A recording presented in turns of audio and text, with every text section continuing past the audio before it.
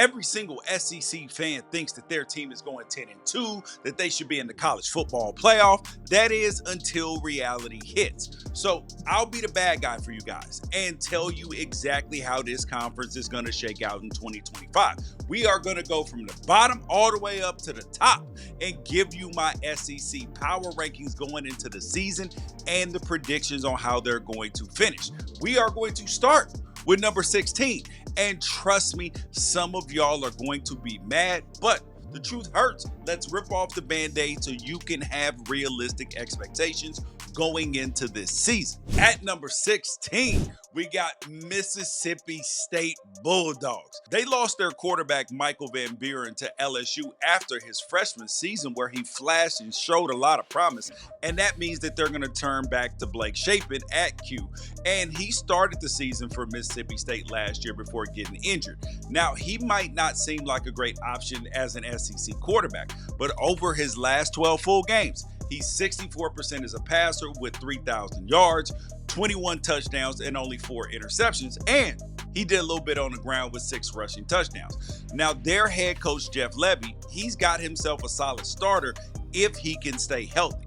Now, the reason that I have Mississippi State finishing last in the SEC for the second season in a row is because of a brutal schedule and a roster that is honestly probably a year away from making a big leap. Mississippi State is actually doing a really good job recruiting the high school ranks and going the development route.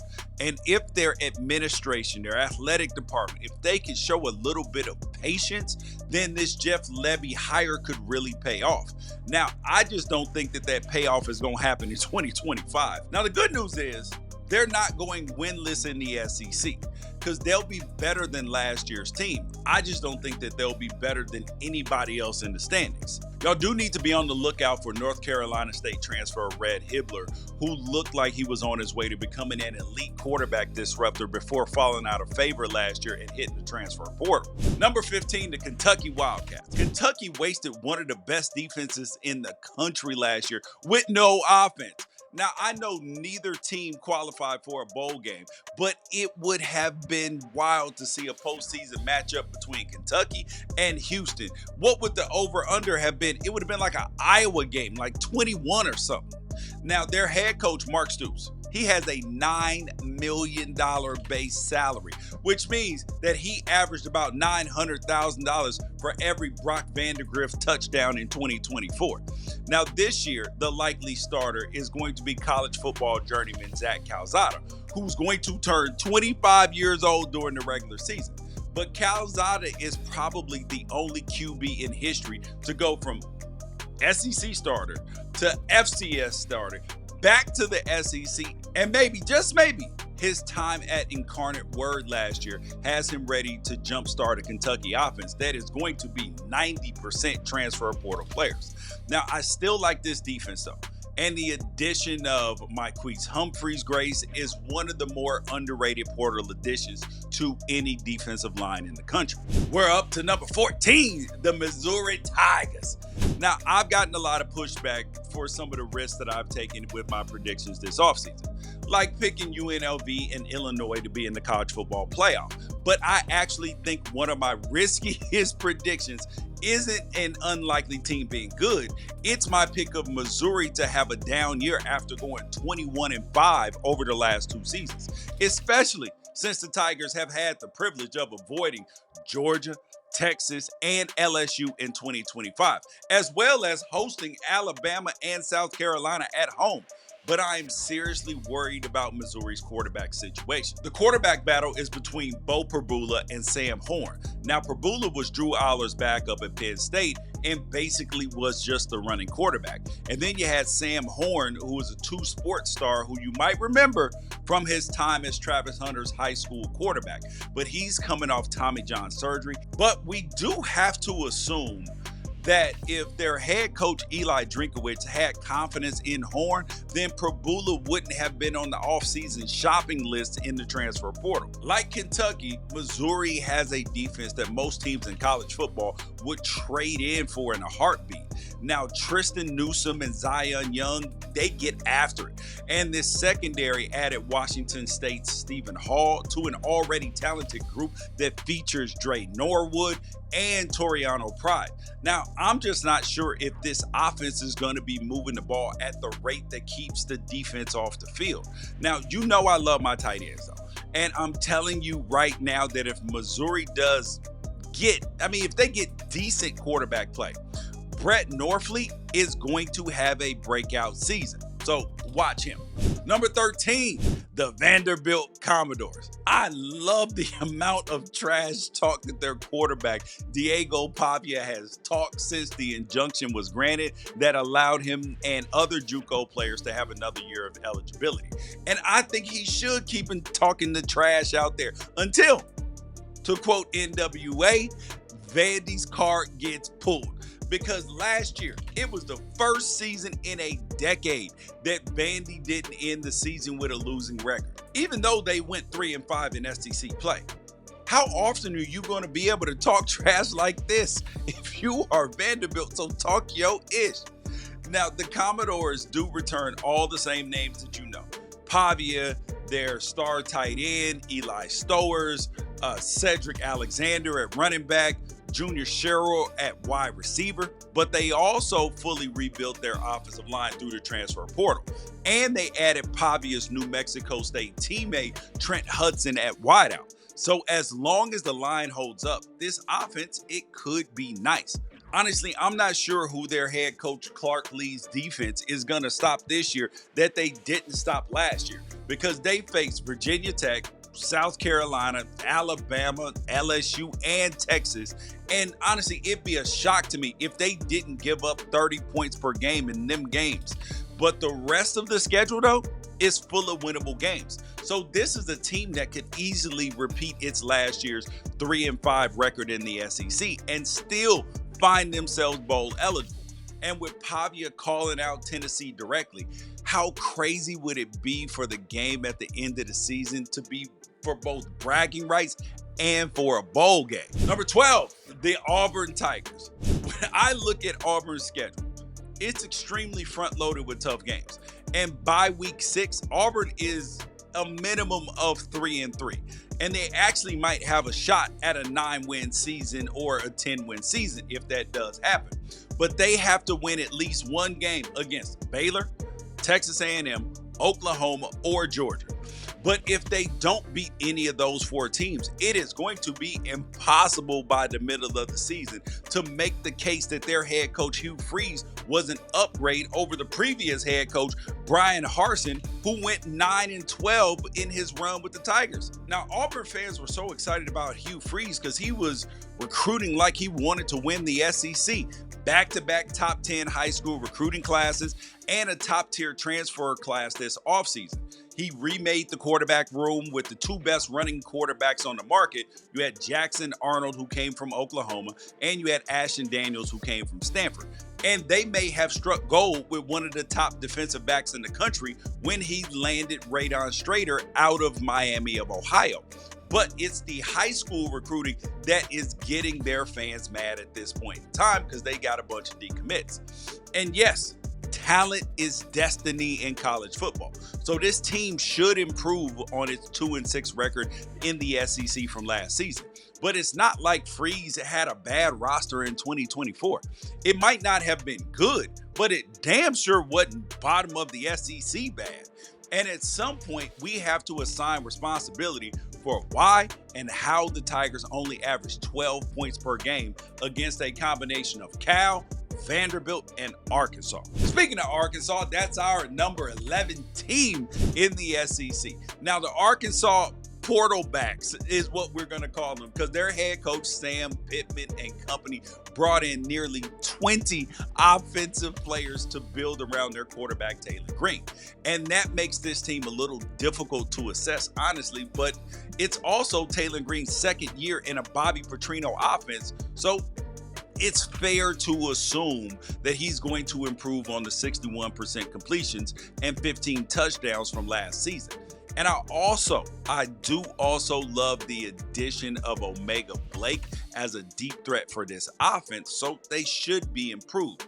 And Arkansas, they did also go a little portal crazy on defense, but much more for depth than necessary production. So that could bode well for a unit that is switching from a 3-man front to a 4-man defensive front, and hopefully improve on being 12th in the SEC in yards per play allowed last year and 13th in total yards given up. I believe that Arkansas fans would be elated with 6 wins in the first 9 games.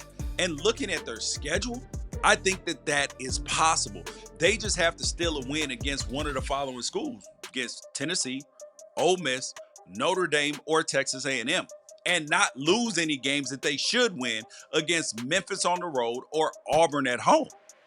See, look, the recipe's simple. Sorry, Tennessee fans, but you are number 10. And I know that that's going to hurt after last season making the college football playoff, but the further we get out from the whole Tennessee Nico Iamaleava divorce, the more I worry that Tennessee made a mistake by not just quietly finding some extra money to keep the quarterback happy. They're coming off a college football playoff appearance, and they had so much momentum. And now I'm worried that they're going to need to be supremely dominant as a rush offense to avoid slipping back down to the middle of the pack as an SEC team. Honestly, it is that quarterback room that I am concerned about. They do have Faison Brandon committed, but he's not stepping in that room right now. So help's on the way. It just ain't this year.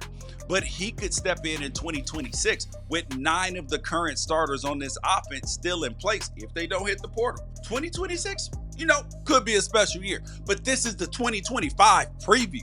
And I'm not just sold on the Volunteers being able to compete for SEC supremacy.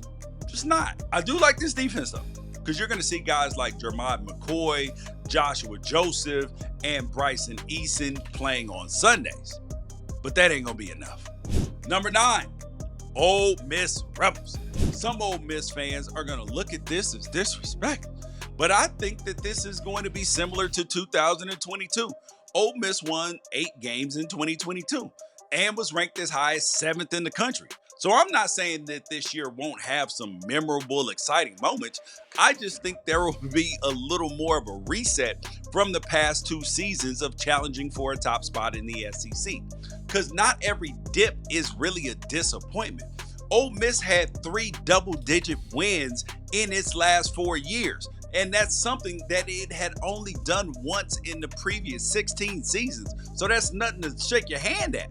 Now, I will say I am rooting for their quarterback, Austin Simmons, because he's going to be out there 6 to 7 years younger than some of the other SEC quarterbacks.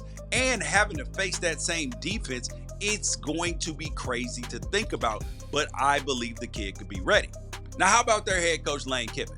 Because he's one of the only coaches that has been able to take a large number of transfers and have them gel in a short amount of time. And he's going to have to do that same magic again, because Ole Miss, for them to be competitive in 2025, because damn near every single player on that receiving core outside of Kalen Lee is new. And the secondary alone has guys that wore 6 different schools' uniforms last year. But since I brought up Kalen Lee, the dude's a star, on and off the field. And if I'm a company looking for a personality to throw money behind to help move my product, yeah, he's it. Number 8, the Florida Gators. Florida's schedule is nasty again. But if their quarterback, DJ Lagway, is healthy, I believe the Gators can handle it about as well as they did last year. Their head coach, Billy Napier, has 2 running backs he can lean on, Jaden Ball and Jacoby Jackson, and an experienced offensive line anchored by an All-American in Jake Slaughter. Florida did the opposite of a lot of SEC teams.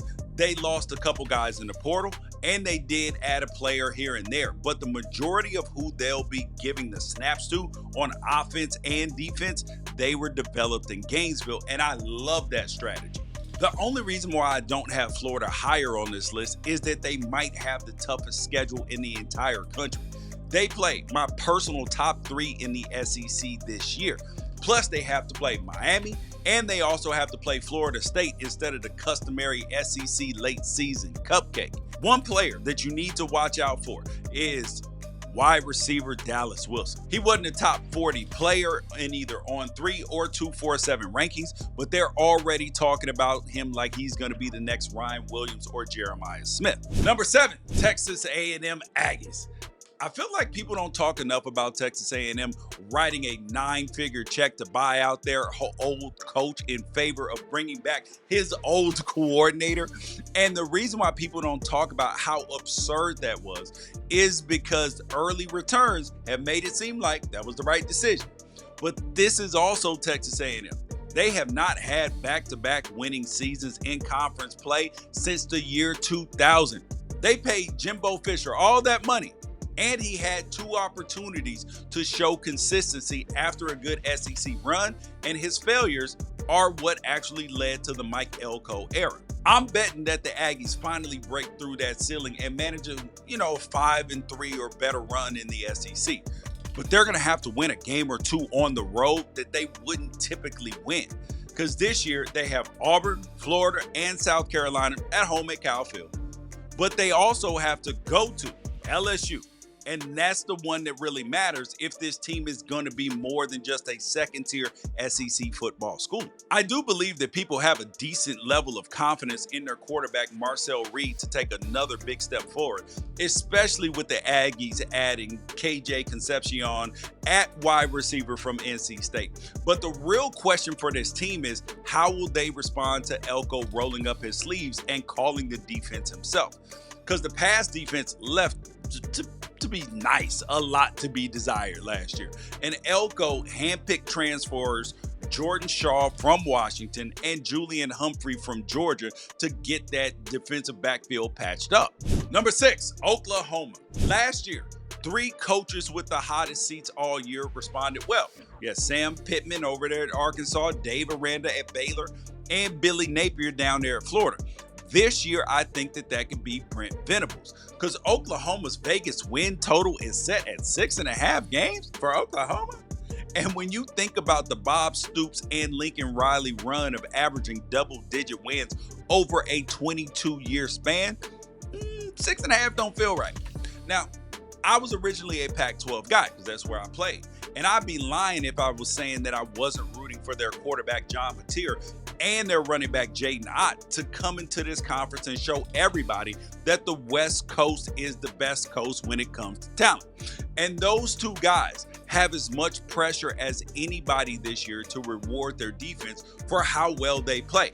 And you would be absolutely crazy to not have super high expectations for Dominic Williams, Jaden Jackson, Peyton Bowen, and the rest of the Sooner defense, because it actually might be a top 3 unit in the country this year. But the biggest question that I have about this team in 2025 is, how will they perform outside of Norman?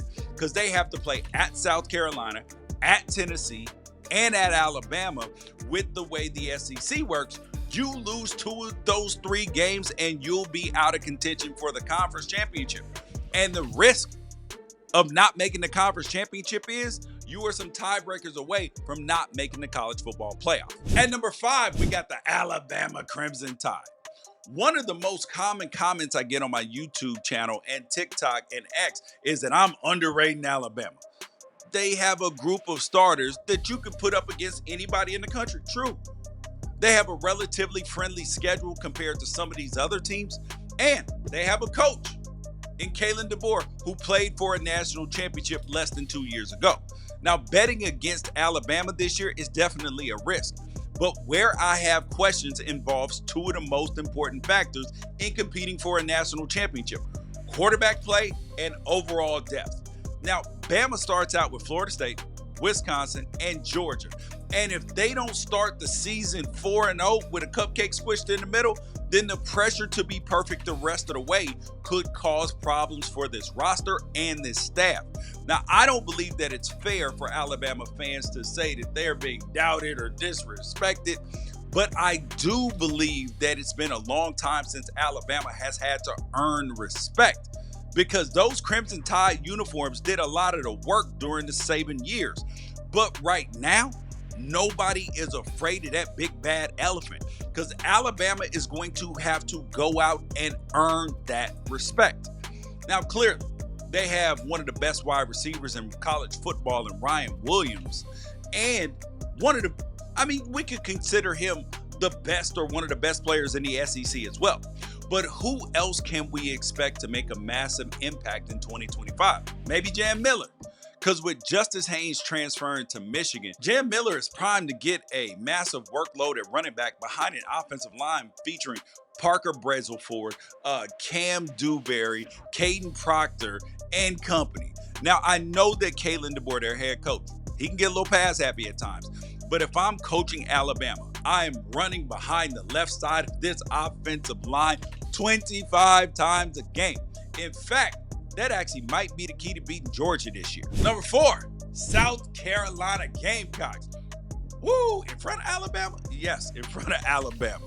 Now, every year, a team that is hyped up because of 2 or 3 players ends up fizzling out because they don't have the overall depth to live up to that hype. Even casual college football fans know about the quarterback, Lenora Sellers, and their star defensive end, Dylan Stewart. Number 3, the Georgia Bulldogs. And I gotta be honest, putting Georgia at 3 is a lot out of respect for Kirby Smart, everything that he's accomplished, and the fact that you can't doubt him at this point in time.